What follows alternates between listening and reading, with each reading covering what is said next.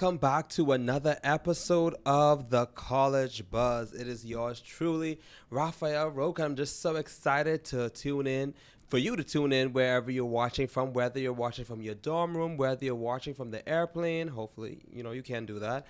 Um, Wherever you're watching from, walking through HEB aisle, thank you for tuning in to another episode today. And today, we are going to be talking about choices of successful students. How many of you want to be successful in your college journey? So this episode is going to help you because I want you to ensure that you're not going to be a victim of the circumstances or the challenges that you're facing in college, but that you are going to choose the route of success. So thank you for tuning in. So successful students accept personal responsibility. It's easy to play the blame game. It's easy to say, oh, my professor, or, this work is too hard, or, I came from a family who never went to college. But successful students take personal responsibility. You cannot change what has happened to you. You cannot change really the professor that you have right now. But what you can do is change your reaction to the challenge. So successful students accept personal responsibility, seeing themselves as the primary cause of their outcomes and experiences. Struggling students see themselves as victims, believing that what happens to them is determined primarily by external factors such as fate, luck, and powerful others, people, who are over them or what's not. So successful students discover self-motivation, finding purpose in their lives by discovering personally meaningful goals and dreams. So what goals do you have? What dreams do you have while you're in college? And those goals and dreams should be able to motivate you to want better for yourself and to do better for yourself. Struggling students have difficulty sustaining motivation. They don't have no purpose. They don't have a why. Successful students have a why. They know why they're at college, why they're taking this course, why they flew all the way from across the world or across the country to be at whatever institution they're at. They have their why. Their why may be their parents. Their why may be they want a good job. Their why, may be my siblings are watching me. They're looking for an example. So whatever your why is, successful students are self-motivated, and you don't want to be a struggling student who have no purpose. They constantly feel frustrated, resentful, or lack of direction in their lives. Successful students master self-management. Being away from family, being away from your parents, it's easy for you to just do what you want to do. Mom isn't there, dad isn't there to tell you to clean up your room or to, go to class. But, a successful student knows how to manage themselves, consistently planning and taking purposeful actions in pursuit of their goals and dreams. See, it's not only good just to have goals and dreams, but you need to be purposeful in taking the right steps toward completing or achieving those goals and dreams. Struggling students, they seldom identify specific actions needed to accomplish a desired outcome. They're just going through life, just hoping that they end up successful, hoping that they get a good grade, but no, you have to do better in self-managing yourself. That, hey, I have an 8 a.m. class, so I'm going to go to bed on time.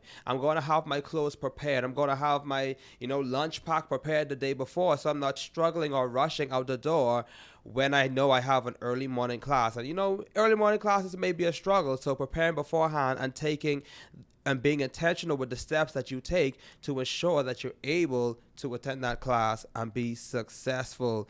And, struggling students, they tend to procrastinate. They know what they're supposed to do. See, sometimes it's not a matter of not knowing what to do. Most students know what to do, but they just procrastinate and they just don't do the very thing that they know that they're supposed to do. Successful students employ interdependence, building mutually supportive relationships that help them achieve their goals and dreams while helping others to do the same. So they're not just independent. Successful students know the power of networking, working across and even working, up and down horizontally and vertically, because we all need each other. No man is an island, and you're not meant to journey through life and even your college experience alone. So, successful students lean on the strengths of others because you may have a class that you're struggling in, and that's okay to struggle, but you understand that there is help available for you. Struggling students are solitary. They seldom request help, even rejecting, offers of assistance from those who could help. Struggling students, think that I got it, I got it, until they reach the end of the semester and see, well, I did not have it. So you want to be a successful student, lean on the resources. You may have mentors available at your college. You may have tutors available, your professors. Lean on that. Be not independent, but interdependent. Lean on each other and help others in the same way. Successful students, they gain self-awareness, so they consciously employing behaviors, beliefs, and attitudes that help to keep them on course. Struggling students make important choices unconsciously. Like I said, they just wish, the good thing happened. Being directed by self-sabotaging habits and outdated life scripts. So you definitely want to be self-aware. What is working, what isn't working, and being intentional. Successful students adopt lifelong learning, because learning never stops. It is a continuous process, finding valuable lessons and wisdom in nearly every experience they have. That is a successful student. Struggling students, they resist learning, new ideas and skills, things that can help them better. It's my way or the highway, but that's not always, the right thing. There may be a more efficient way, there may be a better way. And as successful students, you want to make sure that you are open to learning those new ideas. Successful students develop emotional intelligence, find effectively managing their emotions in support of their goals and dreams, because sometimes our emotions can be a hindrance and it can sabotage the goals and dreams that we have. Struggling students live at the mercy of strong emotions such as anger, depression, anxiety, or need for instant gratification. They're not looking at the end goal. They're just looking at the now. But successful students know how to have emotional intelligence, because, we don't just want to lash out because we have a challenge, or we just don't want to be isolated just because something didn't work out. We don't want to spend all of our money just because our parents aren't there to tell us, hey, you shouldn't be buying that. So you don't want to be a person of instant gratification. You want to be a person of emotional intelligence. And successful students believe in themselves, seeing themselves as capable, lovable, and unconditionally worthy as human beings. Struggling students, they doubt their competence and personal value, feeling inadequate to create their desired outcomes and experience. Sometimes struggling students, they want constant affirmation that, hey, you can do it, hey, you're not a victim, or you are worthy of being at Baylor or at McLennan County College, or whatever the case is. Whatever it is, you want to believe in yourself as a successful student. You want to ensure that you understand that you are valuable, that you have greatness on the inside of you, that you can do great things. You can achieve that A. You can achieve that scholarship. You can achieve that acceptance letter. You can achieve that internship. And you're not only just saying that you can achieve these things, but that you're working towards achieving them by making intentional and wise actions towards those goals. So let's look at a bit of victim and creator language. Victims focus on their weakness. They say, I'm terrible at this subject. But creators, successful students, they're going to say, I find this course challenging, so I'll start a study group and ask more questions in class. They're going to find ways to help supplement their struggle, or, their weaknesses. That's what you have to do as a successful student. Don't just say that you're terrible at this subject, but what are you doing to help yourself to become better? That is important. Victims, they say the instructor is so boring and puts me to sleep. Again, it's easy to blame. It's easy to say what isn't working, but a creator seeks solutions. I'm having difficulty staying awake in this class, so I'm going to ask permission to record lectures if that's a bit if that's available. Some lectures are Zoom recorded, so looking back on it, but being intentional about trying to stay awake, listen to them a little at a time and take detailed notes, or, sit up front and remove the distractions that are around you. Victims complain, this course is a stupid requirement. Why do I have to do this course, or why do I have to be here? This has nothing to do with my degree plan. But creators and successful students turn those complaints into requests. I don't understand why this course is required, so I'm going to ask my instructor to help me to see how it will benefit me in the future, because it may not be directly related to your degree, but it's teaching you something. It may be teaching you patience. It may be teaching you how to communicate better. It may be teaching you how to be an effective team player and how to work with various personalities or other people that are around you. So, you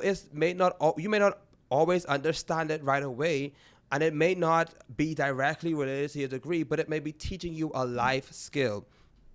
Victims compare themselves unfavorably to others. I'll never do well as so and so. So and so always gets all the A's. So and so, always, at the top of the class, always getting the right answers. But creators, and successful students seek help from those who are more skilled. Instead of complaining, learn from them.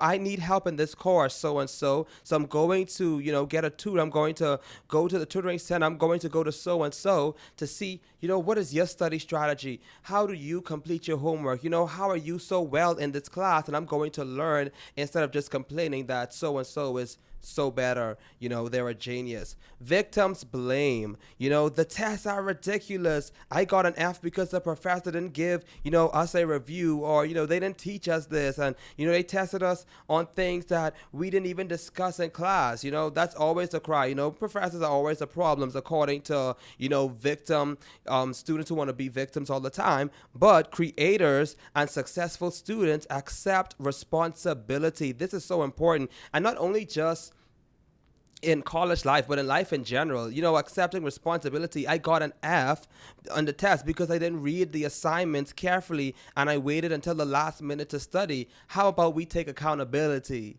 Yes, take accountability. The professor wasn't the reason why you decided to stay up all night, and then you wanted to pull an all-nighter, to try to cram everything, and then you realized you get an F, so now you want to blame everybody but yourself. No, you were the problem. You are the reason why you got that F. And, and instead of just blaming others, taking responsibility and, telling yourself that, okay, I failed this, but now I'm going to decide to do better. From now on, I'm going to take detailed notes and I'm going to study in advance. So don't be blaming nobody. Don't be blaming the professor. Don't be blaming your friend. Take responsibility, take accountability, learn from it, and do better, because, that's how you grow, and that is how you become a successful student. Victims see problems as permanent. I'll never understand this subject. It's a waste of time to study. But creators and successful students treat problems as temporary. Studying one night a week for this subject isn't working. I'll experiment with studying a little bit every day to see if I learn it better. And I always tell students, even if you study just 15 minutes a day, that is helping to push you towards achieving the goal that you want to have. But if you don't study at all and you keep on complaining and saying that this subject is just so hard, then you're never going to make progress. Even if it's 1 minute, you're making progress. Do something every day that helps you to make progress. And I'm going to take a sip of water right now. So we want to make sure that we treat problems as temporary and do better. Victims repeat ineffective behaviors. Going to the tutoring center is no help. There aren't enough tutors. But creators and successful students do something new. Okay, so you went to tutoring one time with one tutor, and because that tutor, you didn't connect with that tutor, or they didn't explain it well, or you didn't still didn't understand, you quit tutoring on the whole. There may be more tutors that you can try and learn from. Try out all of the tutors that deal with math in the tutoring center and see which one you understand or connect with better. Don't just give up because one thing didn't work. There is a old proverb. There are more than one ways to skin a cat. So if you tried the window and the window didn't work, and you tried the door and the door didn't work, then try the roof. Take the roof off. Do whatever it takes to get to where you need to go. Creators, they do something new. Successful students. I've been going to the tutoring center right after lunch when it's really busy. I'll start going in the morning to see if more tutors are available. That is how you become successful. Victims, they try. They say, I'll try to do better, but it's no use. Creators and successful students, they do. Like the Nike slogan says, they just do it. So to do better, I'll do the following. I'm not just going to just say that I'm going to try to do better, but I do it. And how do I do it? I'll attend class regularly. I'm going to take good notes. I'm going to ask questions in class. I'm going to start a study group and make an appointment with my professor.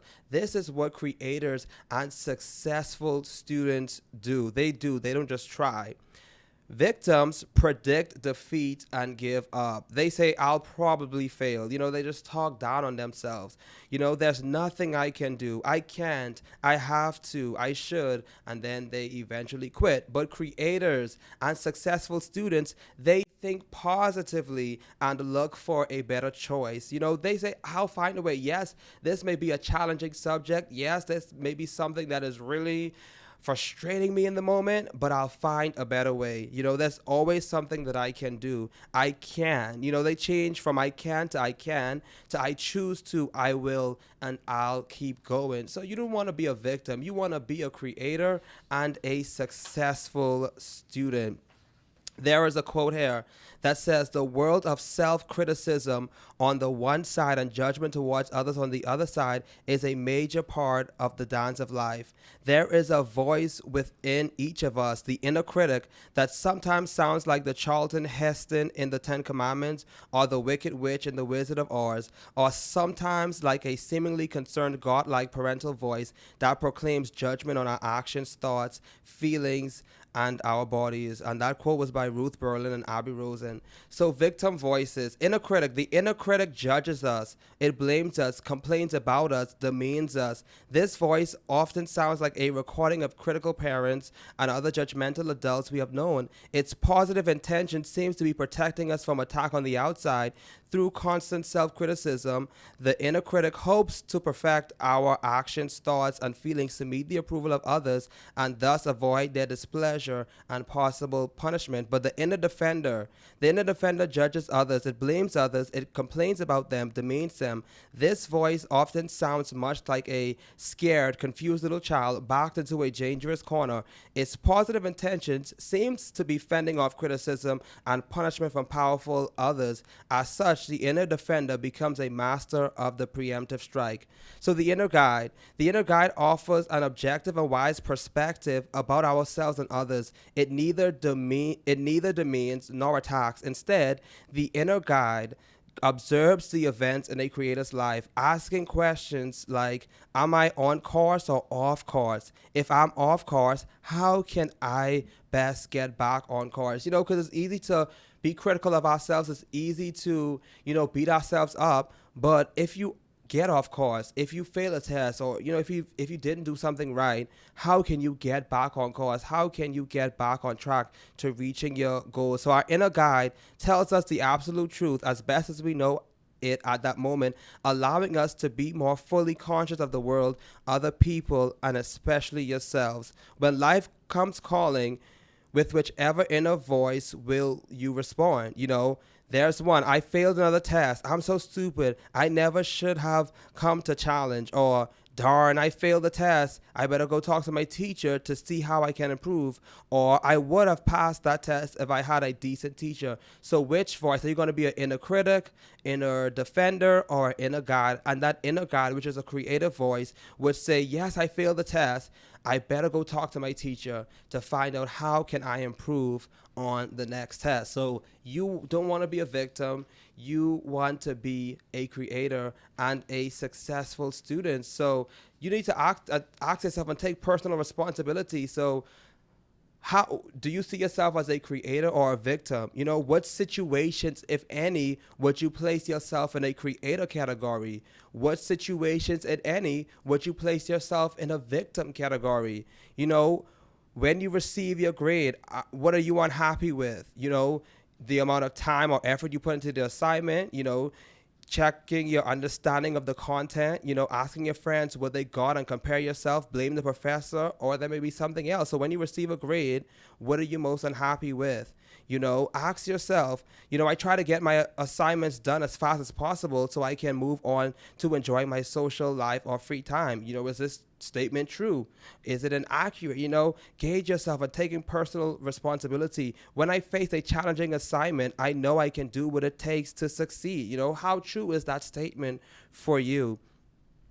You know, and then you want to ask yourself, you know, describe what would you do, what would you want to change or do differently as a goal this semester, no matter what label. So whether you're a victim or whether you're a creator or you want to be a successful student, describe what you would want to change or do differently as a goal for this semester. We still have time in this semester to, you know, become a creator, to become a successful student and not a victim. So ask yourself, how can I become better? What can I do to make a change now so that my ending part of the semester looks totally different for the better than how I started out? Remember, we are all a work in progress and there is always room for improvement. So guys, I hope that you took a lot of good information from today's episode. You know, choose to be that successful student, not a victim, not blaming others, pointing the fingers at everybody else, but hey, look at me, point at yourself. How can I become better? What can I do differently to push me towards achieving the goals and the dreams that I set out at the beginning of the semester? So guys, until next time, please be sure to go on our YouTube page at KWTX News 10. Look at all of the other amazing episodes that we've been dropping. Listen, we need to get to 1 million views, all right? And you're going to help us do just that. Share this with someone. You know, you may have a high school student who wants to attend college. Get them ahead by watching these episodes so that they will be well on the way when they come into college. And if you know a college student that seems to be struggling, listen, share these videos with them, because I hope and I know that it's going to impact their lives in a positive way. So again, I'm Raphael Roker here with the College Buzz, and I cannot wait to see you for another episode, same time, same place, here at KWTX News 10.